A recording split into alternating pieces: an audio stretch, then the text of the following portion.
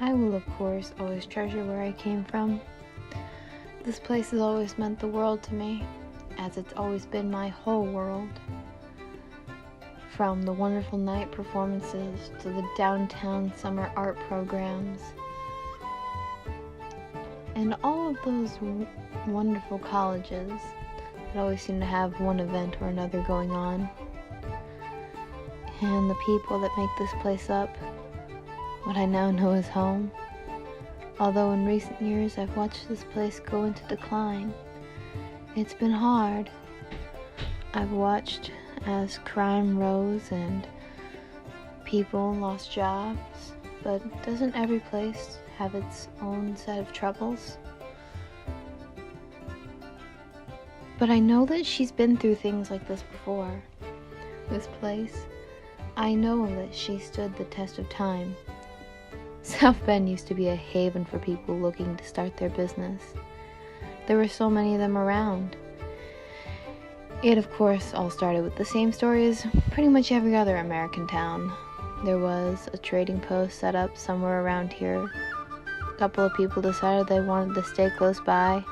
And, of course, with rich intentions came rich business. In our case, it was the Studebaker, as well as the Signer's Spinning Factory and the Oliver Plow Company. I've been operating the factory. They cared about their employees. James would go to every funeral of family members of workers that he had. He personally would go out to the factory every day. It wasn't the Google thing where you never saw the executive director ever.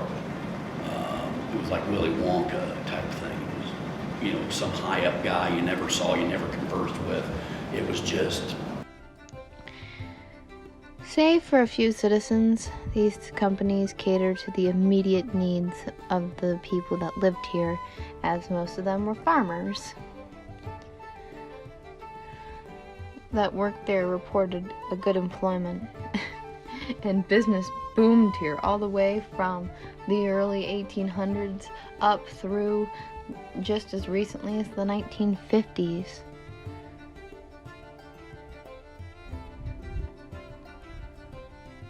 Over time, the city grew. It started to import people from across the seas because everybody here already had a job, most likely with those factories. It was a good time to live here. Because of all the factories, it was very easy to start smaller businesses like convenience stores, drug stores, apartment stores. Pretty much everything you needed to live started to pop up here. And even ahead of her time, South Bend saw the earliest of women-owned businesses. You could even though you could argue that they were stereotypical for women, South Bend has just always been ahead of her time. And that's why I believe that she'll stand up to this little test of faith. Going out, and Studebaker going out and taking everybody else with him, kind of thing. So, but no, the town has had good times, it's had bad times, as every city has, no matter how big or how small they are. But we're just trying to get back. But after all of it, with something that could have just folded the town.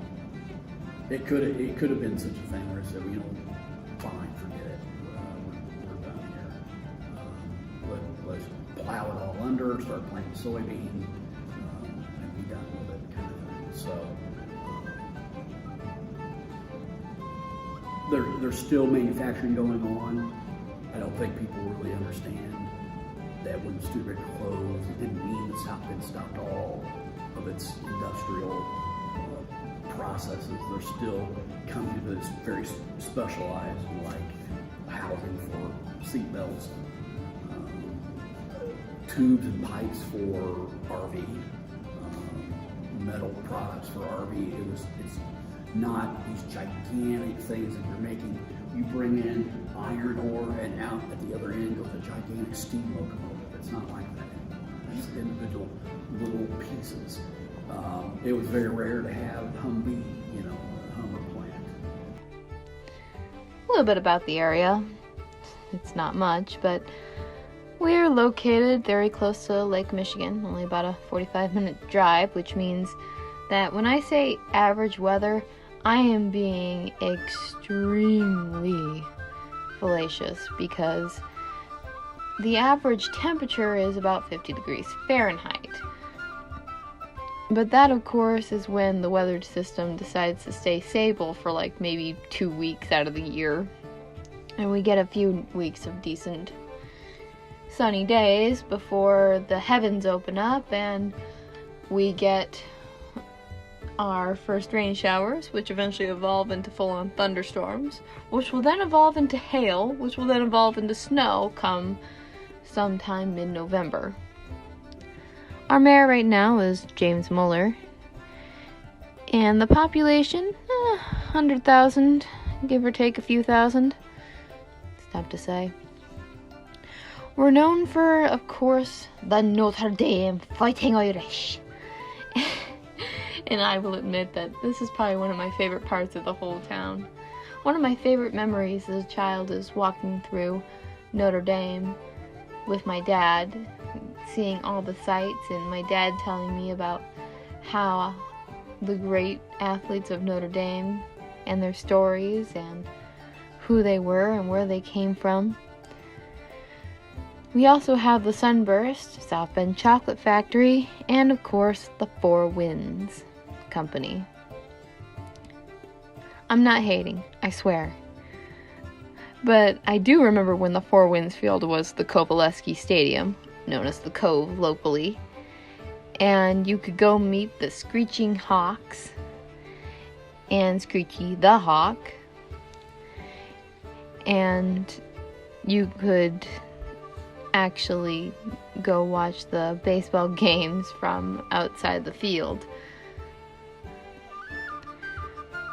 We're marked miles and miles with farmland. I would say that everybody here is pretty simple folk with pretty simple desires, and we just enjoy living life as we see fit. I won't lie that most of our business still lies somewhere within the tourism of Notre Dame, as well as agrarial interests, but that's neither here nor there. It's just sad because not a lot of people understand that we still have a huge manufacturing culture right here in South Bend. Strong in South Bend. It always has been. It has morphed into different areas, but we still have a gateway from Detroit, Chicago, Cleveland, Indianapolis. So South Bend is a natural mecca for manufacturing. Well, and that's really interesting because there's a lot more women in leadership roles in manufacturing. And if you look at, even the Fortune 500 companies, you'll see a lot more women in leadership roles in those companies as well. I think that it takes all genders, and when you have a good mix of all genders, it creates a culture where all genders are pulling in the same direction, and it's not just one perspective anymore, it's everyone's. In fact, it's a little known secret. We actually have a local forum that's specifically dedicated to women-owned businesses, and a section that is dedicated to women in manufacturing. An example of a women-owned business not far from here, a campus of our own, is a place called Baymar Plastics. A little background, they were started by a Canadian immigrant man about 50 years ago. He made his way down here with nothing more than 4 kids, a wife, a car, and probably about $500 to his name. Made a business, a name for himself, and lived the American dream by making his own way. The owner is now Heather Mikesell. Sure. Baymar Plastics was founded in 1978, serving primarily the electronics industry. It had a proprietary product that it made for TVs at the time, and that actually put Baymar on the map as far as making very small, precision plastic injection molded parts. It being proprietary really served this company very well, gave it a nice foundation. After TVs changed models and design, it pivoted out of the electronics industry and into automotive, continuing to make very small, precise plastic injection molded parts, primarily for the electronic components of vehicles. Right, so his youngest daughter and my mom, 4 generations have walked the halls of Baymar. 3 of them have worked there. I look up to my mom. I think that she's done a lot of good, and she is a firm believer and taught me the value of supporting local business. Especially now with the COVID-19, she says that it's more important than ever that people spend locally. That deal any day to allow us to do that if those loans could therefore be forgiven. Pia Carasone owns one of the only women-owned distilleries in the world. She makes her craft vodka and bourbon in the shadow of the U.S. Capitol, where she used to work as chief of staff to then Congresswoman Gabby Giffords. Crisis management has been my life calling. And, staying calm is certainly an important factor. Figuring out how to find moments of clarity in otherwise very chaotic. But the question is, do small spirit producers like us survive? And, remains to be seen. For now, survival means making hand sanitizer. As a distillery, we're uniquely positioned to have on hand the one of the main ingredients in making hand cleaner. Carasone's distillery churning out small bottles of homemade gel, filling a 1,000-gallon order just this week from the D.C. government for police. My mom's a little goofy for sure, but it's women like her that will one day rule the world. Well, it's, when you look at the possibilities, I suppose that's a good place to start. Never before did we consider the possibilities. Never before did I think that I would be a CEO of an injection molding company. I just didn't have it in my possibilities arena. So as more women take on leadership roles and you see more gender equality, you see that you've got some opportunity to inspire young women as well as young men into a world where we have the best brains pulling forward regardless of gender.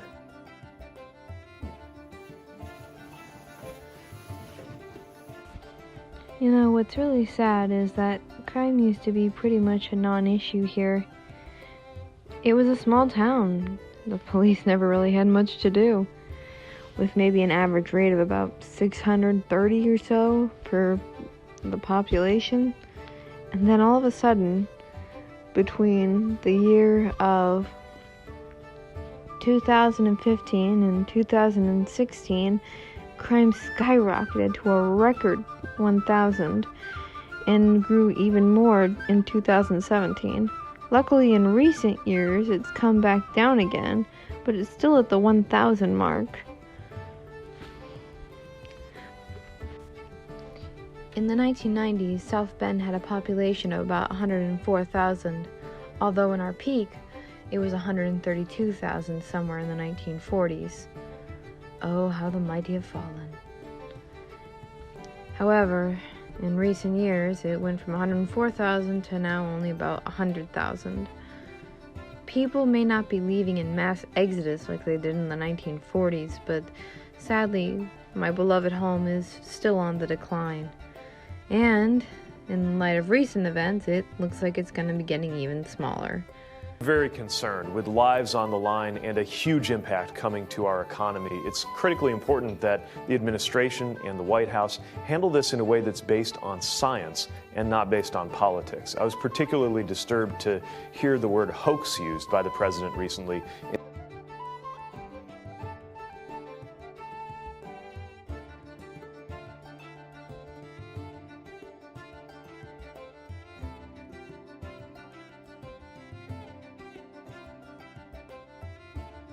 Compassion as Congress finalizes that $2 trillion economic stimulus plan. They are racing to get much needed cash to businesses that employ fewer than 500 workers. America's 30 million small businesses. Dear God, COVID. This COVID-19. It's been a disaster. On top of ill preparation, not to mention a well done but still small town hospital and all their best efforts, people are still suffering. There's this little tavern not far from the edge of South Bend's Main Street called Fiddler's Hearth. I used to love to go there with my fiance. Every 2 to 3 weeks, and we'd sit there, knock back a few drinks between the two of us. All of our local businesses completely shut down. So here that place used to be alive every night, not every Friday night, every night, with music and local artists. Not to mention a proud display of course, Notre Dame history, because that's what you do when you're an Irish pub in South Bend. But now it's quiet and dark with nobody inside and no smell of fresh fish and chips being made in the back. It's hard. I've got a feeling that a lot of local businesses aren't going to survive this. My mother, an essential factory worker, her factory can't get the loan from the government that was promised to us.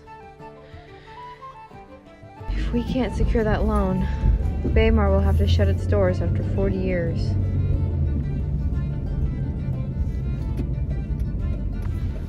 I'll be honest, I'm not sure how to feel about all of this. COVID-19 is really starting to take its toll on us. And already with the city on the decline, despite the fact that we had a promising future with the sudden rise in interest, not to mention development, in the downtown South Bend area. COVID-19 has suddenly shut down all of our rather nice restaurants. All of the summer events that would normally bring people here, like the football games, the art beat, the performances at the Morris, they're all gone. I can only hope that we can get some aid outside of this. I love my city. I don't want to see it go to shambles.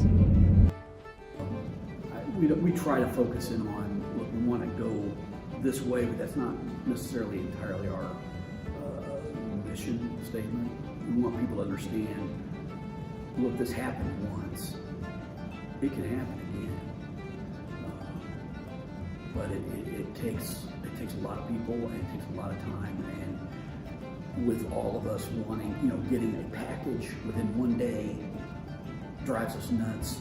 It's just too long to wait. People wanting instant thing, that kind of thing takes sometimes decades. Panicked that you're going to have to shut for good? So, I am trying to stay very positive. I believe in the power of comedy. It's depressing to see it totally empty, but I know that we will not always be this. So what does this mean for us? Well, South Bend has always lived and died on its small businesses, whether we choose to acknowledge them or not. We need to understand that we will always struggle with these disasters, but it's our small businesses that'll keep us alive. And I'm proud of South Bend's manufacturing history, and whereas the manufacturing may be on its way out, or small manufacturing will continue to become the norm as local manufacturing or large-scale manufacturing goes away, is entirely up to the people of South Bend, but South Bend, I think, will always remain, and she can stand up to whatever the world decides to throw at us. I'm happy to be a South Bend native, and I'm proud to call South Bend home, and hopefully one day, so will my children, my children's children, and onwards and upwards, and for many generations, may she prosper, and may she be here.